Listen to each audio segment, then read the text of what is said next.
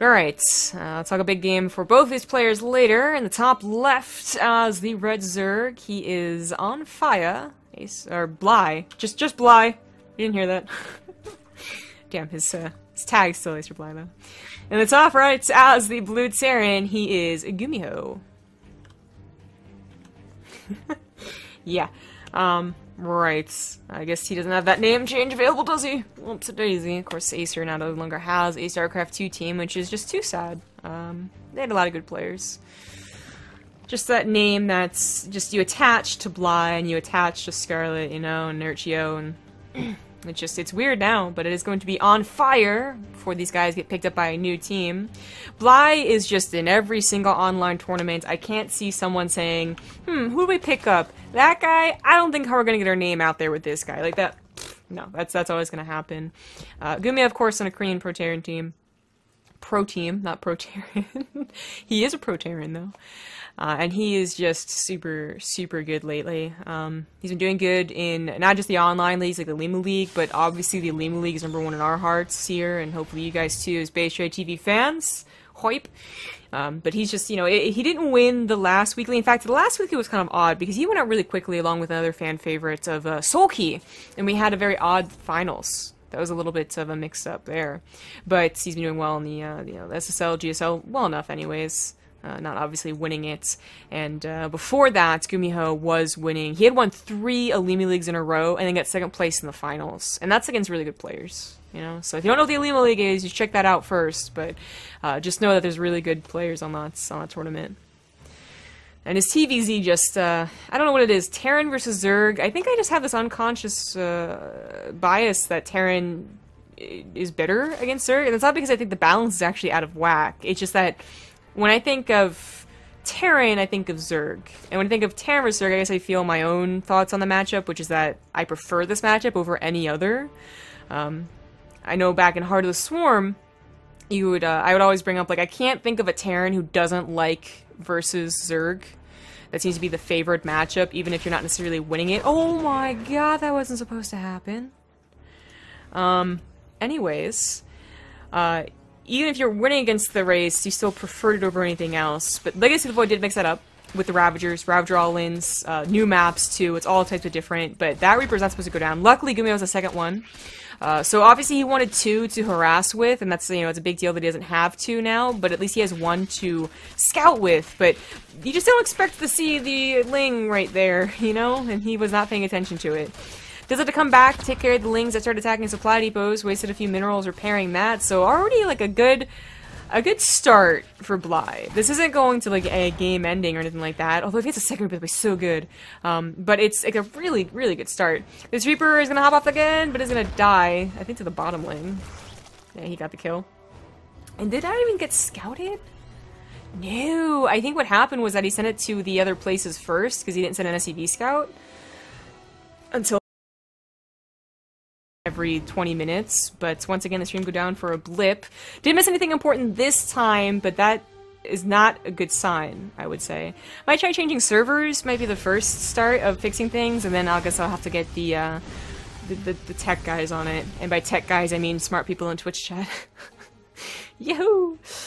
But yeah, we were talking about the lack of scouting, and just, you know, he still has no scouting. There's a spire on, there's a 2-base spire. What's really important is that it's Lairlac Crest and horizontal spawns. There's 2 choices, usually, for Zerg here. There's Roach Ravager to meet a 2-base Terran head-on, although GuMiho's not going for a 2-base Terran, and that's interesting. And there's also 2-base Spire, but you're gonna have to guess which one. He finally gets a scout here. He saw nothing but Lings at the front, which might have told him that it was going to be a Spire, but still, you want to be able to confirm. Bllye did not anticipate this, and as such, does lose his Queen and his drones. 6 of them go down.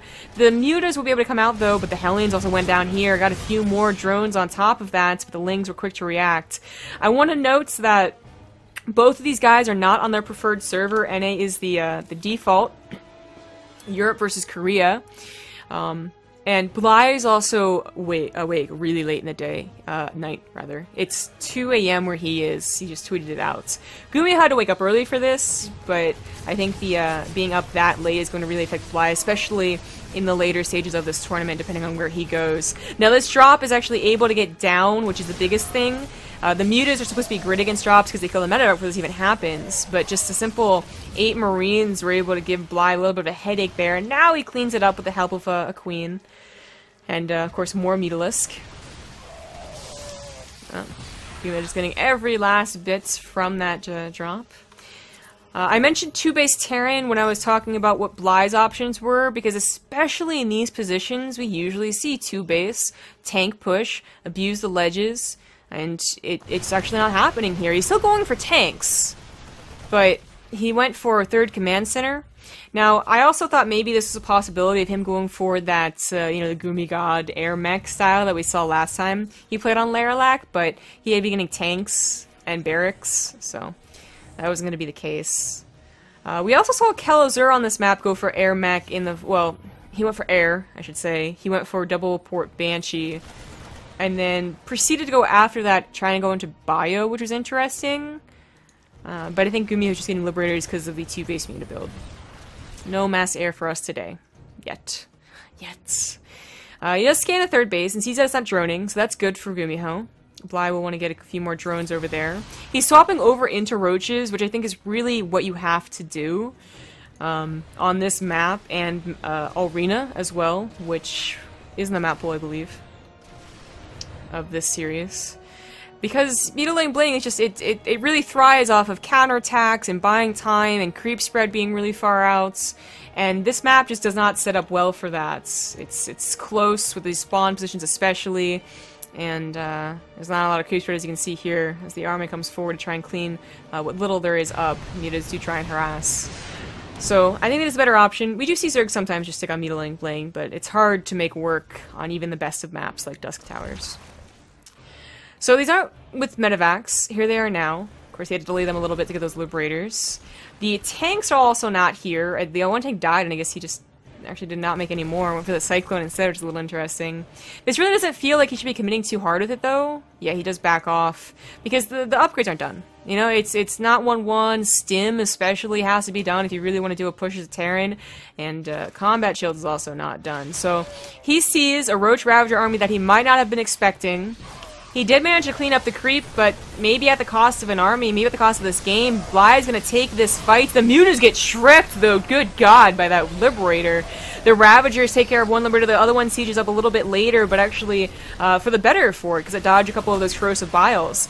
The Marines still do not have Stim, but at least they had that +1 to help them out there. I could definitely see why Bllye would try and end the game, but just not able to do it up a ramp against a couple of those heavy-hitting units, such as the Liberator and the Cyclones, which survived at a lot of damage. Their biggest weakness is their health, so they actually have very, very high damage output. Oh, GuMiho. Oh, I don't know about this. He loads up everything that he has, most everything that he has, and is not scouting the rocks. He sees it now with the supply depot. Yeah, it cancels the supply depot. Doesn't want to lose him. It's just going to lift his 3rd. Oh, I really like that choice now. Like, he's already so committed with the 2 Medivacs. That definitely makes the most sense. The Ravager should not be able to kill it, but they could maybe make it a little bit damaged. Yeah, they're going to try and get a couple of shots on it.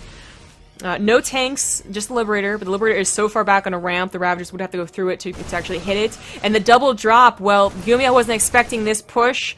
Bllye was not expecting this drop, and this drop is doing a lot more damage. Bllye is trying to run home, but run home with very, very slow units, and he's going to lose his lair because of it. GuMiho just really, like, powered up the game for him here. He could get the Roach Warren and stop telling Claws, which is Blye's way back into this game, but he's not going to get greedy. He's going to pick up. He's got an army moving up to the front, too. Worst case scenario, this just picks up if there is an army waiting, but there is not. Roaches get segmented off as the other ones go to, once again, try and deal with the drop, and Bllye's just getting pulled everywhere. It looked like a good start for him. He had a nice transition. He was able to push up a ramp, but then he just gets... The weakness of Roach Ravager shows its very, very ugly head, ugly face.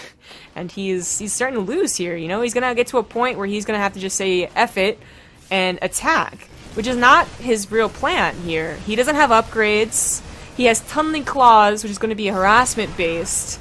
But GuMiho's doing so much damage, he has to end the game now. He's losing his main again. He's going to lose his 3rd base. His Ravagers are going to react way too slowly. He loses all the drones as well, as we see that count go up and up and up.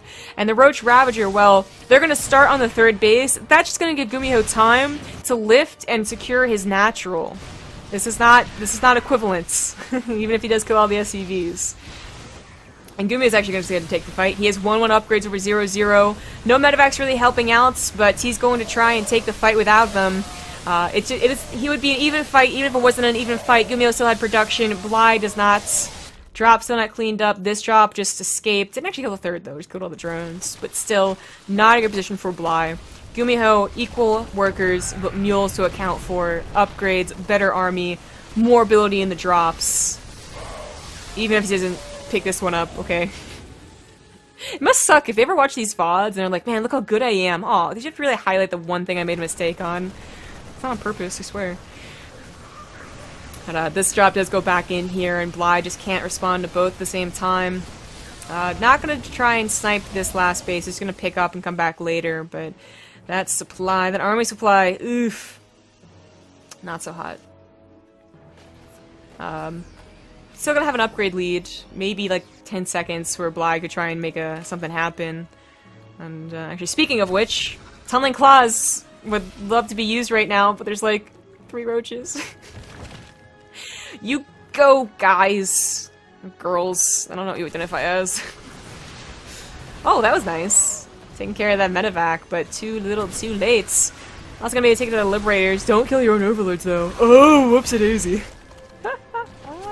2 overlords. Not like he's a problem with supply anyways. And this is just, well. You guys have eyes? You can see what's happening.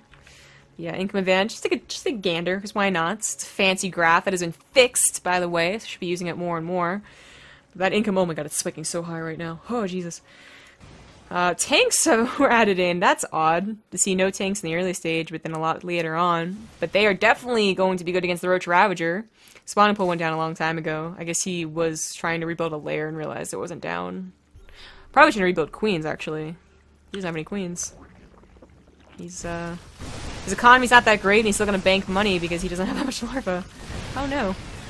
Well, Ravager's gonna go down real quick like here, and that is going to be game in favor of our Korean Terran.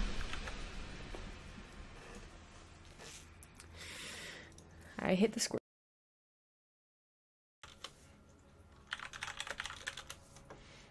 Okay, just making sure that they knew that the option was there. I think that's, it's becoming evidence that everyone prefers just to stay on the NA server.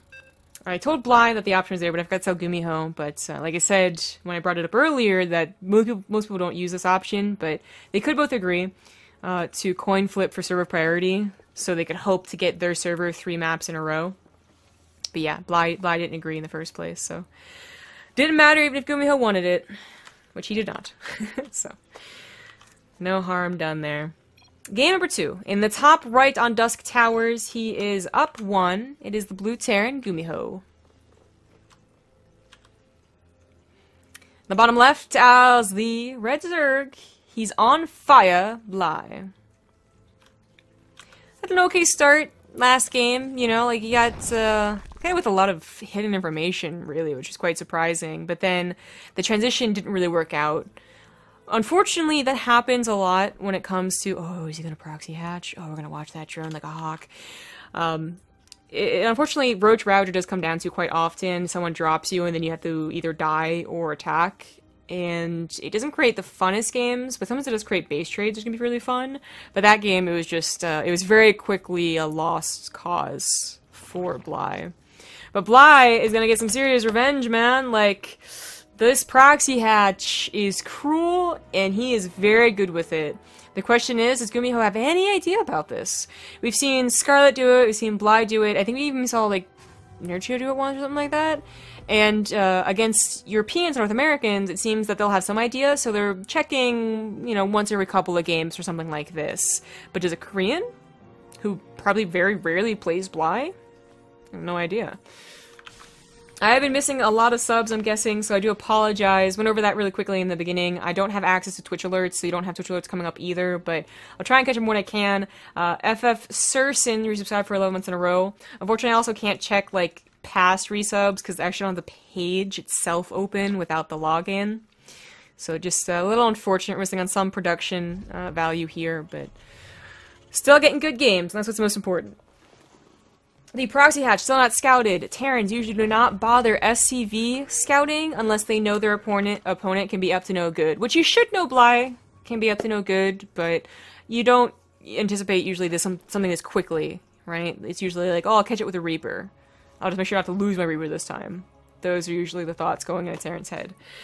But not this time. You're gonna really wish you had SCV scouted and then been like, where's your natural? I don't understand. And then you would have scouted around your base and boom, you see the proxy hatchery, you get a bunker, you don't get a third CC. That third CC is actually quite bad. Oh Jesus. That was a Ling going down here. GuMiho, lag seems to be really affecting his Reaper control. Almost dead right now. But the Overlord being very important here. What did he cancel? Oh, okay, he saw what's up. That's right, he got into the natural, of course. He went in there and he was like, what the hell? There's no third either, so he knows what's up. He knows that something is on the way, and while he couldn't have confirmed until now it was a proxy hatchery, he probably had a good idea. So he sees the queen, he sees the creep. He might have seen the creep first, actually, I'm not sure. But regardless, he knows it's on the way, so he cancels the third CC, gets the money for the bunkers, but unfortunately his factory was delayed.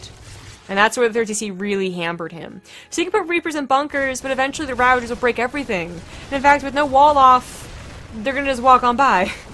Now this actually might be the worst option for Bllye. He's the master of this attack though, so I have full faith in him. The reason being is that Ravagers don't do that well against SCV surrounds, and what's really obnoxious about this build is that it can just poke away because of this Overlord and can't be stopped. By running in with the Ravagers, he might have gotten a couple extra SCV kills right off the bat, but might have lost out on that further poking. I know, a very technical term, right? But yeah, it's questionable.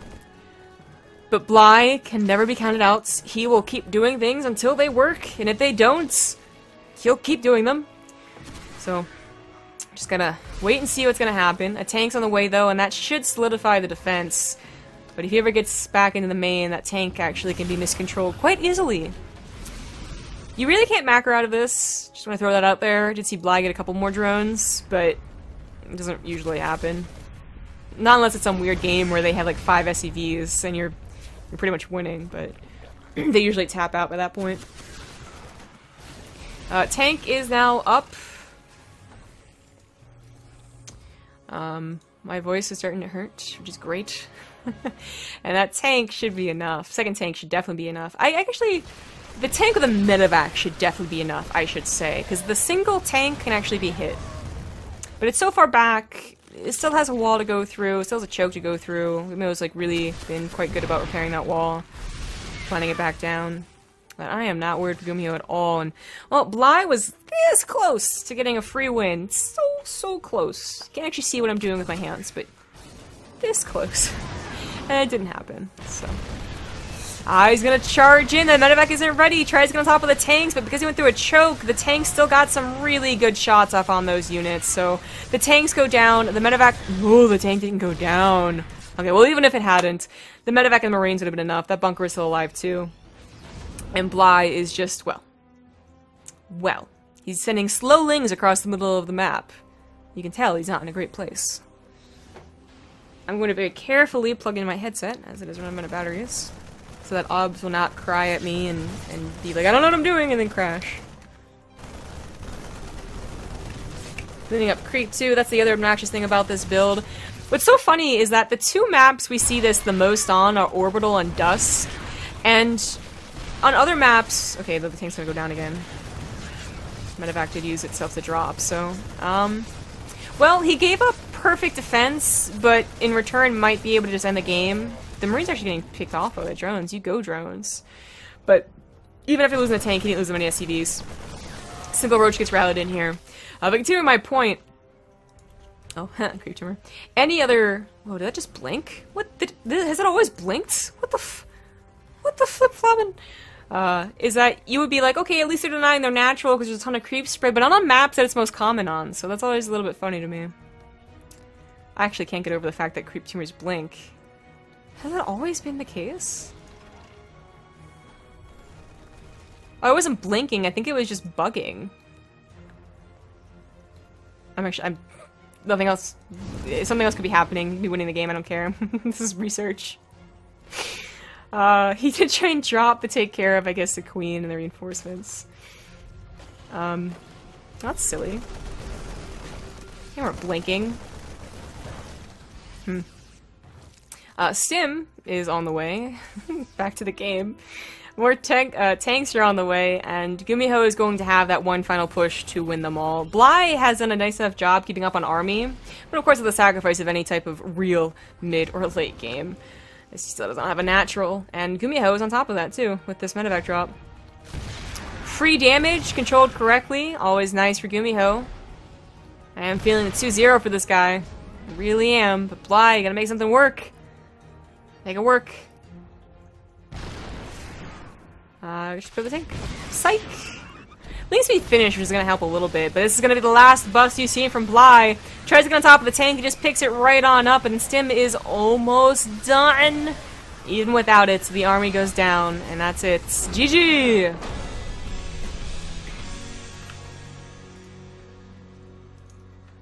Okay, GuMiho goes up 2-0. We could see another 3-0 in these matches here.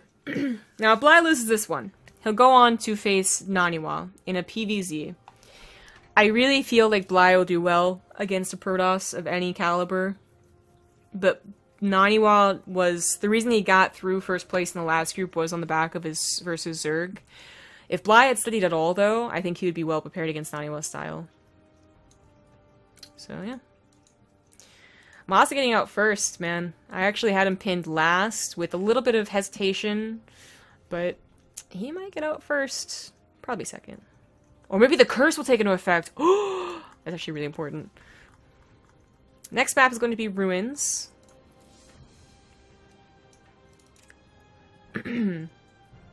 See other tricks Bllye has up his sleeve. I've always felt like Ruins and Bllye got along real well. Whether it was the Nidus Swarm era or the fast Tunneling Claws era. I just always liked him on this map.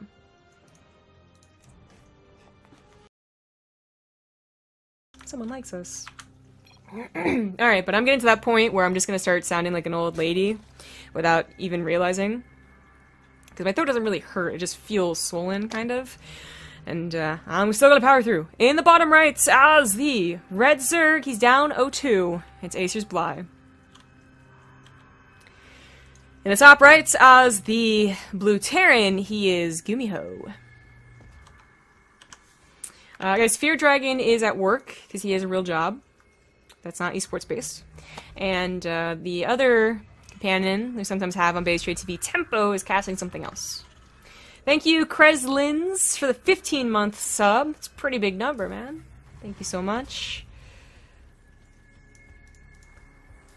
Yeah, of course, the bot also means no part 2s from watching, so you guys are just not getting paid at all right now. Like, what the hell's up with that? You just get to sit and watch enjoyable StarCraft on a Thursday night. How disappointing. Oh, boy. Bllye does have a lot of builds, and he could certainly throw one out in game number 3, whether he's winning or he's losing. He's just that type of player. But he also is really a very good macro player, you know? And testing out a macro game would not be bad. He tried on Laralac, but Laralac is already like a very like high stakes, stressful map. You know, having to go Roach Ravager or feeling like you have to go Roach Ravager is never really a nice... It's not good to feel like you're boxing into something. Ruins of Saras, you can actually go for Mutiling Bling, you could go for Roach Ravager, whatever Bllye feels like, and you could try and mix things up in the macro sense. You could also try and go for very quick ultras, which is something that on Laralac you'd have to be very, very confident in yourself to do. Because you're just going to be relentlessly attacked otherwise. Reaper comes out. GuMiho did not SCV scout, so it's going to be a long time with this. Wow, why didn't he SCV scout? The Reaper's going to take forever. And Bllye, well, Bllye got the scout here. You know, he might not have SCV scouted because he thought the Overload would tell him something, but the Bllye kind of skirted a little bit, and maybe that affected GuMiho's decision as to where his Reaper went first. Little unfortunate. But I don't think the Ling's going to get there in time to cancel or kill the SCV.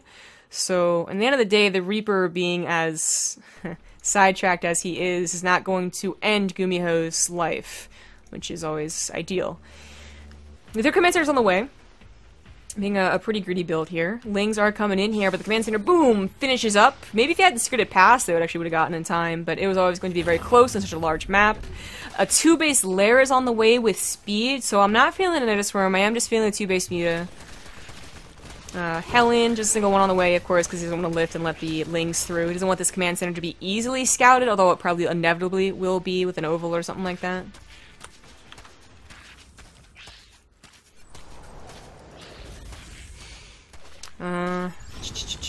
The Hellion's gonna clean everything up, no problem. Now he swaps over, and we will have just a very, very, like, old-fashioned macro opener from the Terran, and an old-fashioned 2-base opener from the Zerg, too. It actually feels a lot more like Heart of the Swarm.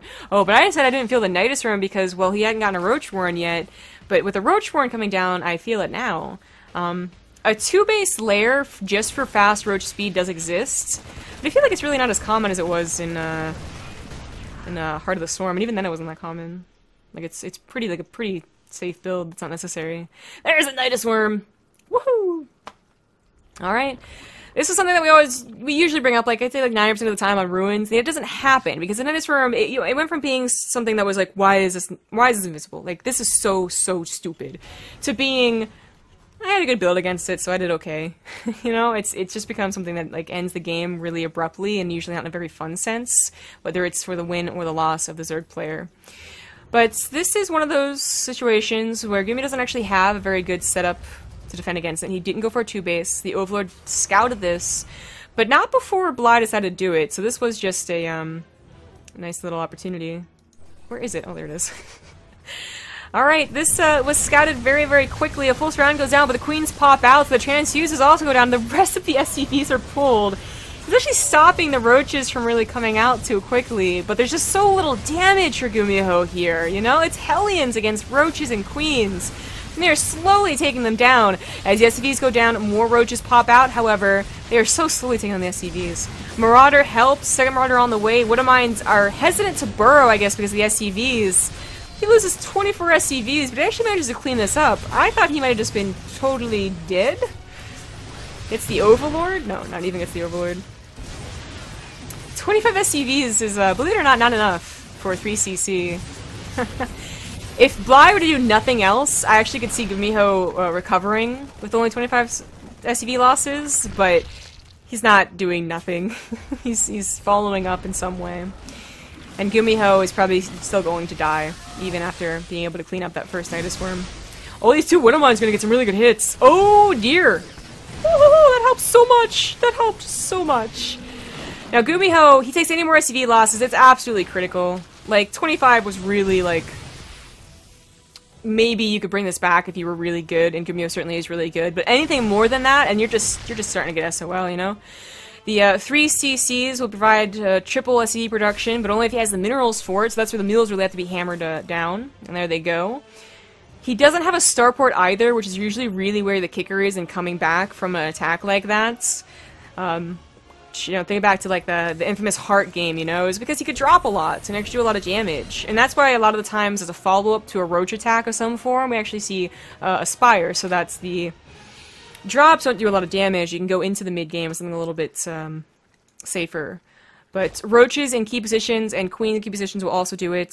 In this case, Bllye scouted lack of the starport, unless he assumed it might have been like over here or something like that, and knows he doesn't have to worry about it yet. So it's going to be another Nidus Worm. The Marine does see it. It's very nicely done. Overlord, bye-bye.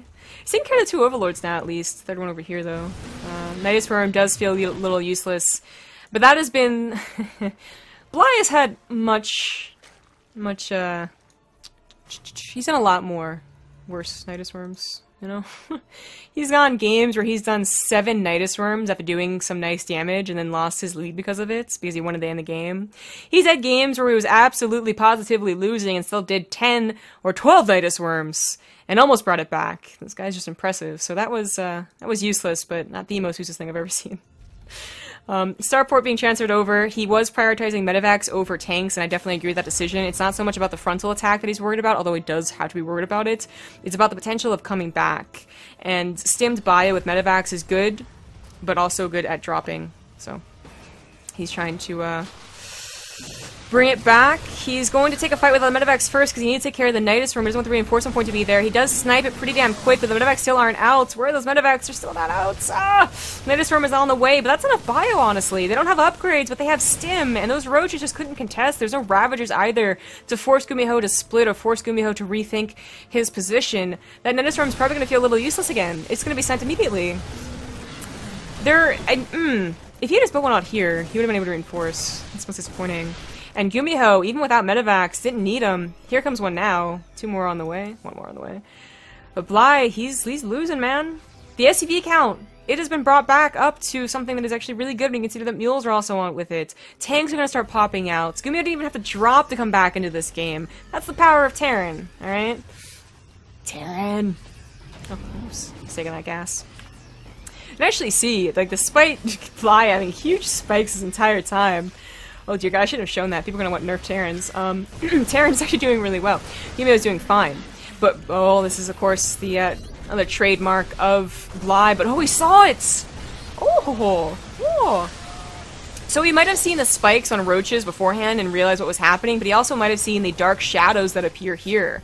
You do have to question, like, what are you doing with his roaches after you see so many and they don't do anything else? And that was a really nice scan, and that absolutely ruined Bllye's plans. He's still up 20 army supply, but his army is getting worse and worse. He's still only on 3 bases, he's still on a very good drone count, and he's just on not very good units. You know, roaches can only do so much. It's not even Ravagers, they're just roaches to try and get some damage done on the mineral lines, but they can't get to the mineral lines.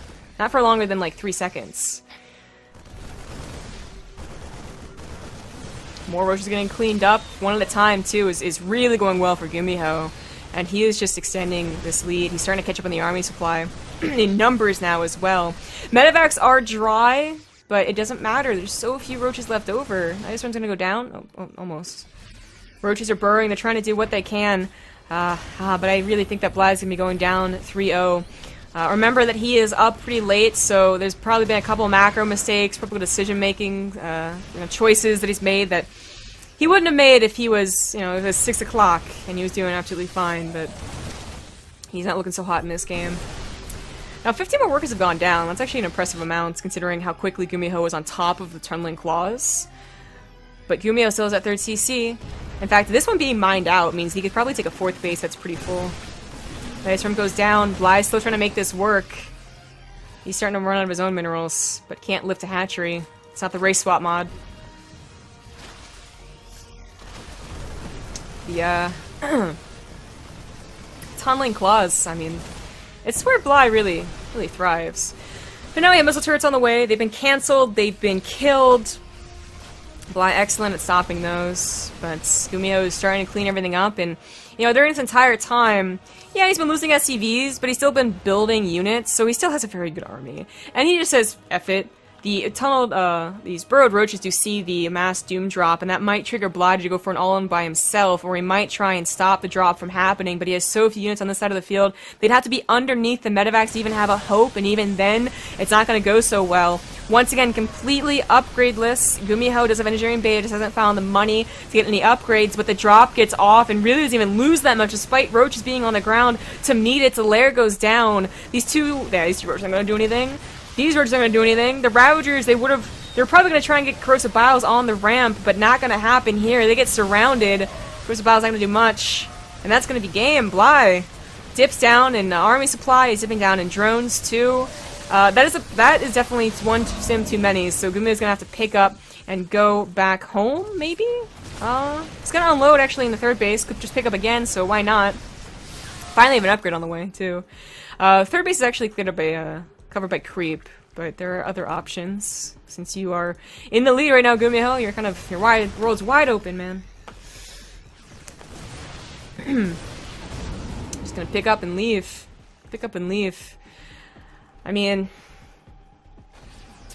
25 workers down, plus a few more actually, as the roaches got a couple last hits. And GuMiho still brought this back. It took some time to actually get the medevac drops off, but this was going to be the power of the Terran, that and mules. And it has certainly showed itself in this game. Bllye, he's certainly done Nidus Rooms a lot, he's done Tunneling Claws a lot. He probably had a good grasp on a situation. Realized that he hadn't totally won, so I'm not sure overconfidence was an issue here, but it could have been. The supplies are still even, but it just isn't, you know, the flow of the game isn't really even. Libitors are now on the way, and we know that Bllye has no Ravagers. So, those Libitors are gonna have a field day. Congratulations. More medevacs come in. He's not even bothering to rally through the middle of the map. He's just picking up and dropping. There's a lot of roaches, though, so he caught them. He could be able to take on the army. Alright, spike back up to even. The upgrade has finished, however. Third base is taken in this location. It's kind of funny. I did say the world was open, full of possibilities for GuMiho, not for Bllye, who needs that base, like, for reals. His main and natural pretty mined out. He's only playing 20 drones, though, so 10 drones on each, probably pretty okay. Point is, in sum, Bllye's not in a good position, but he's trying, man. He really is. Tunneling Clouds hasn't been a factor in this game for a while now, as it's been all about defending against those Liberators and those drops. Liberators do go down to a couple of Ravager shots. More upgrades on the way, however. Could start adding tanks. He had that tech up on the factory for a long time, just prioritized bio over it. Oh, the eggs are starting to go down. Ugh, Liberators, please. Ravagers really... There's only 2 of them, so they can never take out the Liberators in one fell swoop, so that kind of sucks. The army has been misrallied, it looks like. Or purposely rallied. Maybe there was a couple of Tunneling Claw roaches that I didn't see. The Liberators... Oh! Dodge and weave! Dodge and weave. This base is going to be just the mule base. Probably saving this up for scans, as he is sending his SCVs down. Bllye has been creep spreading, by the way. Last time we checked, it was over here. Good on him. He'll see the SCV transfer and know there's a base over here, but he really can't do anything about it. Oh, my wrist is starting to go numb. Uh-oh. Cleaning up the rest of the creep with the last 2 scans, and that's going to be it for the Nile on the 4th base. Of course, the 3rd went to here. He isn't trying to deny this, and there's only that drop that was already pretty hurt, so he will have to lift and leave, but only until he gets the rest of his reinforcements here. Here comes a portion of them, the rest on the way, Medevacs 2. It is a little messy. Messier than GuMiho really had to be, but still gonna go in favor of our Terran here. This is the last of Bllye's army. It's gonna go down. Just tell us the rest of them, put the scans ready. Oh no! You one heroic roach. Never mind that of the scan. Huh. Didn't actually clean up enough to save the 3rd base. Huh. Huh. I could have sworn he scanned that. Oh well. GG! GuMiho does take the series. Now, we will be going on to the losers first, so I gotta get a hold of Naniwa, and of course Bllye is already ready to go. Let them know that is the case. Losers first. And it will still be default NA server, so it's going to favor Naniwa a little bit here. We'll see what he looks like in his ZVP, or PvZ. His PvZ. With that said, we're going to go to a break. To remind you all, this is being sponsored by TING, an awesome mobile phone service company for the United States. You can go to bttv.ting.com to learn more and get $25 off, too. Credit if you're interested in anything on their store. We're already doing really well in the numbers, but just if you're interested at all, this is a North American timed broadcast, so this is going to be a little more effective. We don't have Europeans talking about their really cheap rates, as they lord it over us every single European broadcast. But it's really cheap. It goes by rates instead of plans you use. You pay for what you use. If you're at home all the time watching on your own Wi-Fi, or your business has a Wi-Fi, then it's going to work out really well for you. And it's just, it's been really fun working with them. It's been a really fun tournament so far. So they are actually really in a hurry to go. We already got someone calling the coin flip. Let's get it started. And we're going to go into those commercial breaks. So thanks for watching all, and we'll see you in a bit.